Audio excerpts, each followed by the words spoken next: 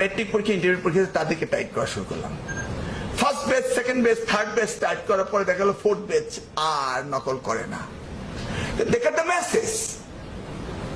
আমি যাকে লাস্ট ইয়ারে দেখলাম সে তখন ছিল ক্লাস 6-এ, সে 6-এ শুনেছে নকল হবে না। You see this 5 years he is ready.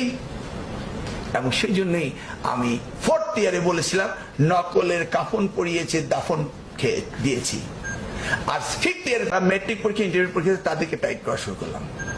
First beach, second beach, third beach tight করার পরে দেখা গেল ফোর্থ বেচ আর নকল করে না। দেখা দ্য মেসেজ।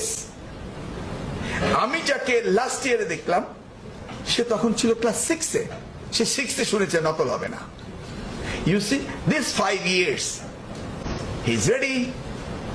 এবং সেই জন্যই আমি 4th ইয়ারে বলেছিলাম নকলের কাফন পরিয়েছে, দাফন খেয়ে দিয়েছি।